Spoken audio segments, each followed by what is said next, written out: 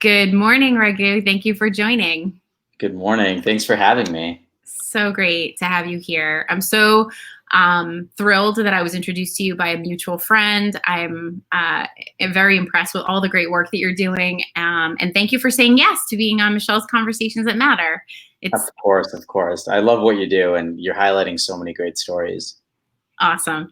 Awesome. So before we dive in, just a little bit about this series. The series that I'm doing is really to elevate the conversation about mental health, of course, but also maybe to inspire people, educate people, and have them aware of something maybe they didn't know, or something, get us talking about conversations that might be a little uncomfortable. So that's really what I'm here to do. Today's not going to be too uncomfortable, I don't think. I just think it's going to be a necessary conversation, especially in the face of like the fact we had World Mental Health Day yesterday.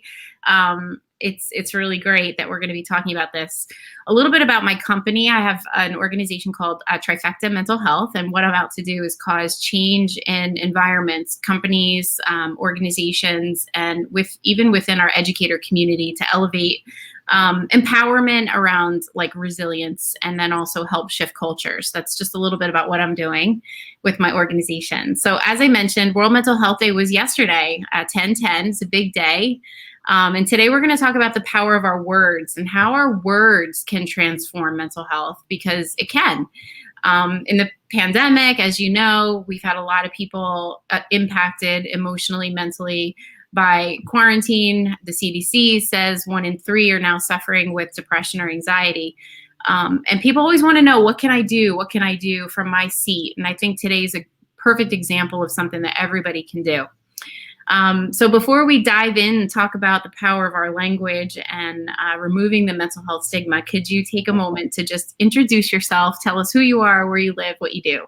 Sure. Yeah. Thanks for having me again. And you mentioned something about making people a little bit uncomfortable with some of your conversations, and I think it's important to also remember that growth and change come from discomfort. So it's not something we should run away from. Right, right.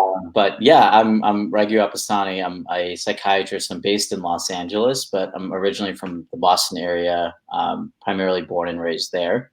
Uh, and then what else? So I studied neuroscience and philosophy in undergrad at Wesleyan, and was doing a lot of research in the neuroscience field, more on the molecular side, since I was about 12.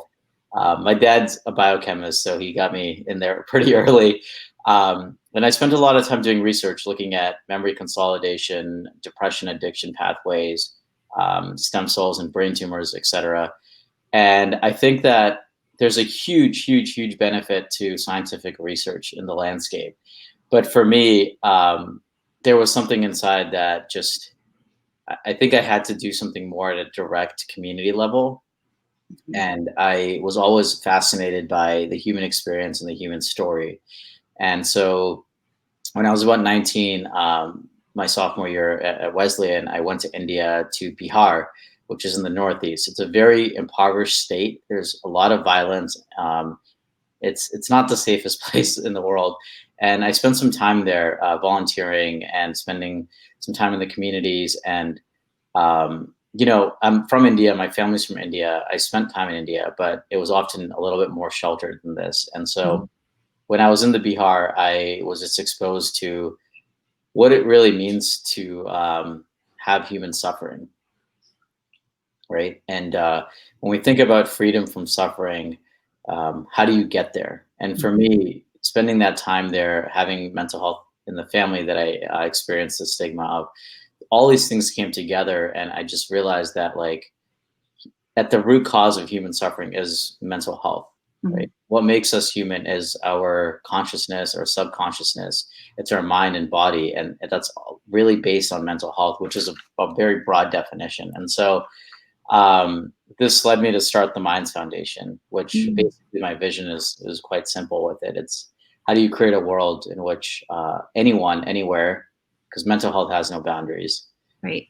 Can access the resources they deserve and need, right? While living in a community and society that empowers them with empathy and compassion and love. And we just start to think about ourselves as a collective and not as just individuals. I love it. I love it. That's amazing. Let's dive into the topic of our language. There's something a saying I've always believed in is that our words create our world. Mm. And so I always have to check myself with the language I'm using, whether or not it's empowering or disempowering or sort of creates the future I'm living into. So talk to us a little bit about the impact of our language when it comes to this stigma and how maybe anyone from their seat could have an influence over how people perceive mental illness. Sure. I think that when it comes to mental health, it's not the same as something like diabetes, right, or heart disease, where we have kind of known treatment, medication, and we have like a way that you can take care of yourself that's very proven and effective for everyone, and a little bit more universal, right? With mental health, it's very unique to the individual, and given the historical perspective of psychiatry and mental health, there's already so much stigma attached to it and labels. And Yeah. oftentimes, part of mental health and we all have mental health, first of all, and we're Yeah. on a spectrum. And we will all at some point in our life, if we haven't already during the pandemic, face a form of mental distress, maybe not necessarily mental illness. So with that comes labels, unfortunately. And historically, these labels get associated with very exaggerated characters or exaggeration of symptoms. And when someone is already, for example, let's say they're dealing with depression, they already have a lack of self-worth and self-confidence, and they're unmotivated to do anything, and they already see themselves in this way. It's very striking and jarring to then have this label put on you, right? Because mental health is a spectrum, like I said. Yeah. And I know that you agree with that as well, Michelle. The thing is that you're not just you're not someone you're not depression disorder, right? As a Yeah. person, you're someone who's dealing with depression right now, and you can get through it, right? You're Yeah. not someone who's schizophrenic. You're an individual human who's unique that has schizophrenia. It's a part of you, but it's not who you are. All of you. Yeah. And so I think that when we just make these subtle changes in how we describe, like, oh, this is Tom. He's like a runner. He's an artist. He's a musician. He also has schizophrenia, Yeah. right? But if you say Tom's a schizophrenic, then automatically people are going to jump to these conclusions. And unfortunately, an implicit bias of how we were raised in society, of our perceptions of mental health, that will kind of cloud our judgment of someone. And so by changing the way we describe mental health that someone is dealing with and suffering from, we can actually empower them to feel that, okay, I might be able to overcome some of this. I might be able to still be a part of society. I might still be able to lead a very functional life. And so that's really what it is. So the power of the language is important. The power of the tone is important because we don't necessarily have the pharmacological answers or the non-pharmacological answers really set in stone. Right. Yeah, I think there are a couple of things I just want to emphasize that you said is that, it is a continuum and we're all sort of experiencing our own level of mental well-being. And the pandemic is a perfect example of sort of causing that distress that you mentioned. So I think we need to stop thinking you're either mentally well or mentally ill, right? Because we're somewhere in between, right? And I love what you said about it's not their identity. If someone has a diagnosis, a formal diagnosis of something, we need to stop thinking or talking like that's their identity, because that is not their identity. They are not a diagnosis. They are a human being. So I love everything you just shared there. And as a psychiatrist, and as a clinician who's in the medical field, I want to be completely honest. Like, it hasn't necessarily changed 100%, even amongst doctors and nurses and people who work in the field. Wow. Right? So the change needs to happen at all levels in terms of the words that we use. I think too, the other thing I want to talk about is unconscious bias, our biases, and being aware of how we view mental illness, because that plays a role in how we speak about it. And before we went on the air, we were chatting about how we're all leaders in the world. We have people that look up to us in whatever professions we are, in families and communities, and we have a responsibility to sort of light that lamp and lead the way in who we're being and what we're saying, and how we're relating to mental illness. And I think it does start with our own biases. You agree? Yeah, I totally agree. And I think that, yes, we are all leaders in the world, but I think that, every single individual and human is a leader, but we also have the benefit that we can be an audience member, right? Right. And what that means is that we can listen and we can be present and just be actively listening to somebody as they're sharing their story and as they're dealing with something. I think that's something that we tend to forget, is that when you want to take action, people feel that they need to do something on their own. But it's really about, what can you do to enhance the collective? And part of that is actually this idea that you can do something as simple as just changing the way that you speak, right? And the words that you use to actually describe someone that's dealing with mental health issues. And so we have grown up in a society, unfortunately, where we haven't necessarily fostered mental health education at a young age. And so we grow up looking at media, we grow up looking at films. I mean, I'm not even going to go into naming all of them, right? But we know, like, historically, there was like whatever was To Kill a Mockingbird, I think, or like even had some issues with it, right? Yeah. And there's like Shutter Island or 13 Reasons Why, and there's all these things, and it hasn't changed. And so if we're not providing the mental health education to enhance literacy around the words that we should be using, then over time, people are going to get their information from these other sources, and even from the news media, right? Yeah. And what that leads to is this implicit bias, an unconscious bias that we are not necessarily even aware of. Right. And it's not intentional necessarily for most people. It's just the way that it's used. And, for example, like I remember, like, when I was in college or high school, or even now, like, if someone's in a really intense relationship or they're in a fight with their girlfriend or boyfriend, they'll be like, oh my God, like, this girl is like so borderline and bipolar, right? And you drop these terms and it's like, I mean, okay, like, is she really? And does she need help? Or, like, are you just being dramatic and using this term from a stereotype that you saw on some TV show, right? And so, no one is trying to be malicious using these things. It's just the way that they were raised and what they know. And so the solution to this is quite simple, right? I mean, it's basically like, invest in mental health education from nursing school. Right. And also, I think it's also having people be more curious about the education and not being resigned and just saying, oh, I learned from it as I learned what I learned along the way, like you said, from maybe sources that are not good sources. So where would someone go to sort of like get an understanding of some of the words to use and maybe what not to use? Yeah, no, that's a great question. People can definitely visit our website, which is scrolling down here. It's mindfoundation.org. We have a ton of resources there just to educate yourself about various mental health conditions. There's also a very active blog where we do post a lot about terminology and do assess kind of analysis of films and stories and all of that. And we try to share stories as much as possible. I speak a little bit about, or rather, I speak a lot about this because it's something I'm very passionate about. And so we post those things up as well. And currently we are working on trying to develop some type of toolkit for media and for film and entertainment on creating a very standardized way of talking about mental health so that we're all on the same page. Because, I've been in this space for a long time, right? I mean, I think the majority of my life at this point. And we have these ups where I have a very interesting conversation like this that's very inspiring and keeps me going.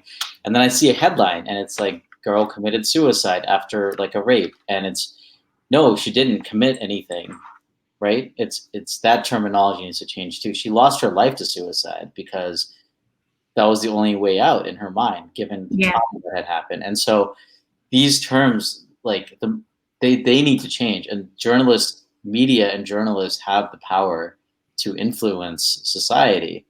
right? Yeah. And I think each one of us has the power to make a change. And again, we're part of a collective. We're not just individuals. And so, what are you going to contribute to the collective, right? And you don't have to do something as dramatic as like going and volunteering somewhere. You don't need to go and start an organization. But what you can do is just try to be present with those around you who are dealing with mental health conditions and just listen and Mm-hmm. learn from them and ask them how they feel about the words, how they feel about what they're dealing with, Mm-hmm. and just absorb, right? Yeah, that's amazing. I love the idea of the toolkit, and I love the fact that you're in LA and maybe you can have an influence over We're trying. that. I mean, because no, I mean, people watch a lot of movies. They get a lot of information from media and from the movies. So, what a great approach to sort of get them thinking about how they're even using the terms, you know? I love that. Absolutely. Um, what else can you share with us? I want to know more about your what your foundation does. You Yeah. briefly mentioned it in the beginning, but like I was really moved by the little short introduction. So tell us about your mindsfoundation.org. Yeah, sure. Thank you. So I founded it back in 2010. In my family's originally from a very rural part of India, and so when it comes to nonprofits or mental health for in that manner, no one really works in these rural areas, and 70% of India or more is still in a rural area. And mental health has no boundaries, right? It affects you if you're in a city, in a village, in India, in the US, in Europe, whatever, rich, poor, young, old, it doesn't matter. Yeah. So I really wanted to start in very rural communities that have no access. And for me, I grew up with this one concept that education is sort of what is the way out, is what brings you power, is what brings you empowerment. It's the key to success. It's the key to life, right? And Right. so I thought, okay, we can create like clinics, but what's the point if no one understands what mental health is, right? Right. Why are we being paternalistic and diminishing the ability of someone to understand mental health? Right. Because there was this idea that mental health is something that's too intellectual for most people to get, which is completely stupid because we all have it and we all feel it. Right. And what I wanted to do is create an organization that empowers people with the education. Mm. If you're empowered with the education, then you have the right and you have the you basically feel empowered then to go and access resources and to help others with access to those resources. And so Minds really was founded on this ethos of creating really, really strong educational curriculum that's tailored towards the communities we serve. And we started working in 30 villages in late 2010. And Mm. now we've impacted over 300,000 people throughout India, and also have been working in the Los Angeles area as well. Um, and it's literally door-to-door community programming. It's workshops in these villages. We've expanded to some more urban areas. We work in schools, educating children. We train teachers. We train healthcare workers. And then, we're also, because our DNA is mental health education, we're developing resources. And given everything being virtual, we're also developing a lot of virtual resources and content. And we're partnering with films, we're partnering with storytelling platforms, because Nice. the two things I learned along this journey is that yes, there's a role for medication. Yes, there's a role for therapy, Yeah. and it's necessary. But for long-term healing of us as a collective society, we have to think about Sangha, which is community, Mm-hmm. and the power of community and empowering them. And the second is storytelling. And so Yes. allowing someone, when they're ready to share their story, having it be very cathartic, being there for them as they share. And, that helps other people relate. It helps them not Absolutely. feel so alone. And so Yeah. Minds is really focused on education, capacity building, and creating this community that embraces the empathy and it embraces the expression of empathy, which is compassion. Mm-hmm. And it creates this place where people say, I know what depression feels like, and I know when I can get help, and I can help someone else. I can help my neighbor and my colleague. And so we're doing all of that. And our education is very, very, very tailored and customized to every community we work in. One Mm. village is not like their neighboring village and what they deal with. And so you can't have one overarching program necessarily. So we work in these communities and in schools and corporate settings as well now. And we're open to collaborating with anybody, right? I mean, I think that it's going to take all of us, every single person, to change this. Yeah, I love the whole bit about storytelling. I'm a firm believer that you give people hope by sharing your story, and it is cathartic. And I think that more people need to hear people's stories as an access to get comfortable with maybe getting help or reaching out. I mean, and that's honestly, Raghu, that's what I'm trying to do with my work is I'm trying to get people comfortable just with the idea of how they're doing, right? If you cannot be so busy that you're checking in with yourself and how you're doing, and you start to identify if maybe you're not doing so well, and you start to get comfortable with the idea of like, oh, I'm just a human being and maybe I'm going to need clinical support, and it's not so bad to reach out. Right. That's the access for people who might be struggling and suffering in silence. So Michelle, how are you doing today? You don't want to know. I had a really rough morning, but this is helping me. You have no idea. This kind of conversation helps me, but I had a rough morning. Good. Yeah. I mean, listen, it's a journey, and I think that we have to be there for one another. And yes, checking in is the key. So checking in with someone, but intentionally checking in. Mm. So don't just do it to get a very quick answer. Do it with the intention that you're really there to listen. Yeah. Yeah. Without response. Right. Right.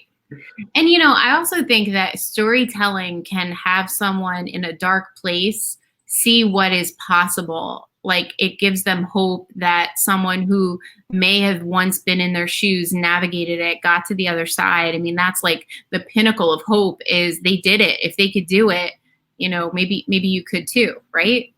Yeah, exactly. And I think that there's one thing with celebrities sharing stories. It's inspiring, but it's not necessarily relatable for a lot of people. Sure. And so I think that we need to diversify the storytelling platform as well. We need stories from all around, right? I mean, I think that as a psychiatrist, I'm pretty open about, like when I'm feeling kind of low or anxious. And it's important because no one is a superhuman, Yeah. right? Yeah. We all have these ebbs and flows. And if this year taught us anything, it's that we literally all have it. We do. And so, we need people to share their story if they feel comfortable and ready to do so. Right. I agree. And I do believe, when you say that, celebrities are not really relatable, like, I think about Demi Lovato and Lady Gaga and, and I think about, yeah, you're right. They're sort of like, untouchable in some regard. But then I also think about men's mental health. And I remember last year when that Eagle player admitted that he pulled himself from the game because he was overwhelmed with anxiety. And I thought, oh my goodness, that's probably so helpful for the male football fan to be like, wow, this tough football player like struggles with anxiety, like gives them permission if they deal with something. Totally. And I think that even like Lady Gaga, there is things that are relatable about it. There's something different that it brings, right? That it's like your role model. Yeah. That is also dealing with it, that can make you feel comfortable being okay with how you feel. There's benefits to that too. I think that what I'm just trying to say is that we need more. We need more stories. We need more stories coming from diverse backgrounds, culturally, socioeconomically, geographically. And it just really highlights the fact that mental health has no boundaries. It's literally something we all have. And so then what can we do to take care of it, right? Is this concept then of mental hygiene. Right. Yeah, talk to us about that, doctor. What can we do for our mental hygiene? I think I'm assuming, Michelle, that you brush your teeth and you take a shower. I do. So you take care of that hygiene. But what are we doing for our actual conscious hygiene and our mental hygiene, right? It's the same thing. Like we take care of our physical form, but we're not taking care of our conscious form. And what's the point then? And so it's something to think about. And I think when we talk about mental health education, mental hygiene is the toolkit that needs to be incorporated in schools and early education so people have it. So when they face obstacles, when they face trauma, they can kind of go to this toolkit they have in their back pocket to help themselves and to help their peers and loved ones, right? Mhm. And so mental hygiene for me is something to intentionally, consciously do every day. That's just like brushing my teeth. Mhm. You know, for me, I try to do these three M's, which is movement, meditation, and mindfulness every Mhm. morning. And so it's pretty broad, right? Movement is literally anything. Like it's just like Yeah. stretching, yoga to working out, uh, Yeah. dancing in the shower, whatever you want. Dancing in the shower. All Yeah, right. and meditation is just even a 5 minute meditation, even a Yeah. 20 minute, whatever you want, something to ground yourself and being mindful. You know, we are unfortunately in a time when oftentimes we're in autopilot Yeah. and we pick up the phone from bed before we even get up and we're Yes. looking and you know, so being mindful and doing something very mindful. So for me, it's oftentimes drinking a cup of coffee and not engaging in anything else, but just being in the present moment. And it doesn't have to be for an extended period of time, even for that minute or 2 minutes, just intentionally being present with awareness, right? It's and it leads to this overarching concept that I love, which is Satchiananda, right? Which means bliss. But it doesn't mean bliss with ignorance. It means bliss with presence and awareness. So that's the state that for me, the three M's kind of allow me to reset and to intentionally set my day with that form. Um, Mm. and over time, that helps with my anxiety and my sleep and any of the other sort of mental distress symptoms that might arise. So you do that in the morning before you even are looking at your phone. You're trying to do those three things as fundamental mental hygiene to start you off on the right foot every day. Yes, and it's sometimes you know, I slip, and it's okay. Yeah. It's good to be honest about that.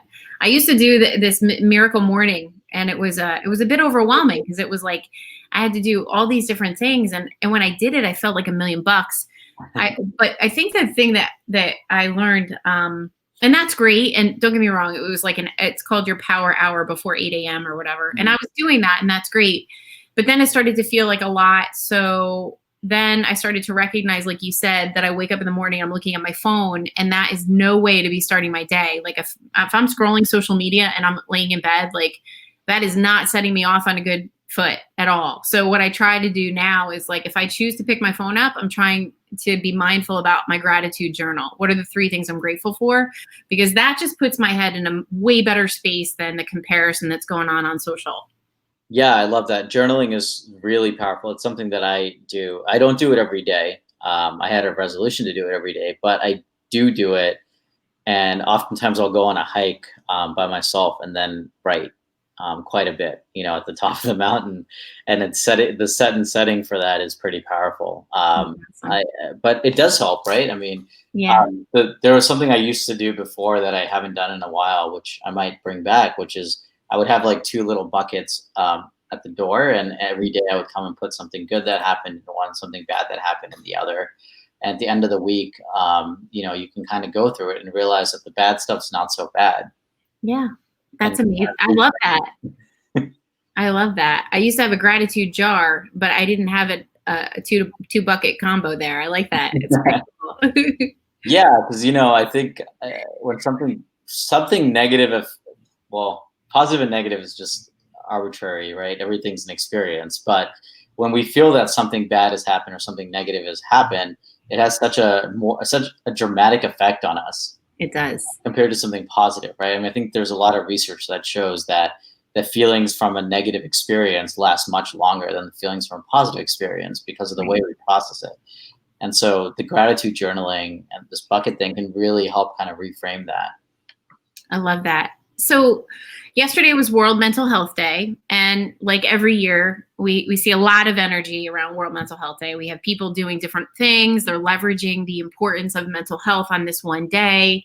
A lot of information we're seeing on social media from yesterday. How do we maintain that momentum? We talked before we went live today about it's great that this all happens on 10:10, but then on 10:11 and 10:12 and 10:13, what happens? And what are your thoughts around that? And what can people do to keep that energy up and the conversation alive? Yeah, I mean, I would ask you the same question. I think for me, it's it's really wonderful to see so many people jumping on the mental health wagon, especially during COVID. And this, yesterday, I mean, social media was exploding. Yeah. Right? But it's important to remember a few things. It's important to remember that mental health is a spectrum, and people are dealing with it at all different levels. And it's not just depression, anxiety, and stress. There's also schizophrenia and bipolar, and addiction. And there's also homelessness and trauma and domestic violence. And that as we do campaigns, as we advocate for mental health, we have to remember that and not create a larger gap already that's formed in the mental health spectrum between severe and sort of common mental disorders, right? So Right. that's something important for people to remember as they move forward. Secondly, like we talked about, this morning, the words we use and the way that we approach someone dealing with mental health is powerful. So let's stop saying committed suicide. Let's say they lost their life to suicide, because not only does that respect the individual who lost their life to something they suffered with, but it also gives respect to the loved ones and the caregivers who lost someone, and to know that, they don't need to feel guilty about it, and they can remember this person for who they are Yeah. and be empowered by that. Yeah. Let's stop loosely using the terms bipolar and crazy and psychotic. Educate yourself about it. And so simply, what people can do is just educate themselves a little bit more Right. about the words that they can use. And then third is just check in. Yeah. Simply intentionally check in with the intent of really listening. Right.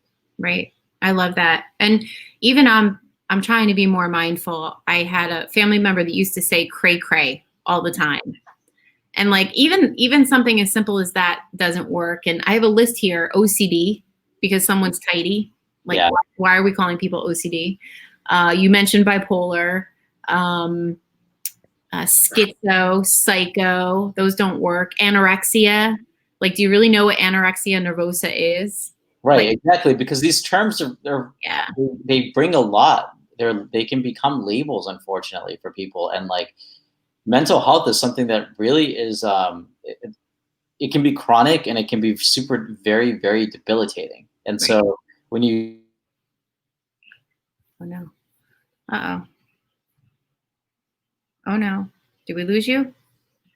hear, so I'm just saying, I think using these terms can really attack someone. And so just educate yourself. That's all it is like, be curious, be open-minded, be non-judgmental. Because when you actually are present and observe and listen without judgment, that actually is the highest form of intelligence. I like that. I think that is something that people are afraid to do because they feel the responsibility that they'll have to actually do something about what the person says, and that's not the case. No, just being there is actually doing enough Yeah. in most cases. Yeah. So I think that, just remember that you don't need to create a huge following base on social media. You don't need to start an organization. You Yeah. don't need to even leave your house. You can just check in with somebody. Right. That's a really powerful tool, because with the rate of suicide continuously growing, your ability to listen to one person could mean you save a life. Yeah, it's powerful. Powerful. So how do people get in touch with you, Raghu, if they want to know more about your organization? Yeah, check out the website, which is scrolling, mindsfoundation.org. People can follow us on social media, on Instagram. They can follow me if they want on Instagram. It's just at @Apasani, which is my name. And then they can email us at info@mindsfoundation.org, and we'll get back to them very quickly. Awesome. Well, hey, thank you so much for being here. Thank you for all the great work that you're doing. I mean, the work you're doing in India has got to be life-changing, and even in LA. So thank you for all you're doing. I think it's super important. Thank you for joining me, for giving me some of your time on a Sunday morning to talk about this. No, and Michelle, I really appreciate you creating this space actually for folks to share their stories and to highlight some of the work that's going on in the space, because it takes a lot of us, and it takes a lot of us working from very different angles to do this and to create change. And so I hope that people just start to be a little bit more present and intentional now moving forward. Yeah. Awesome. Awesome. That would be a successful World Mental Health Day that lives on. Exactly. So let's continue the conversation. All right. Thank you. All right. Thank you so much, Raghu. Have a good rest of your Sunday. Thank And you. we'll stay in touch, and I will keep following you. Oh, perfect. Thank you. All right. Take Bye-bye. care.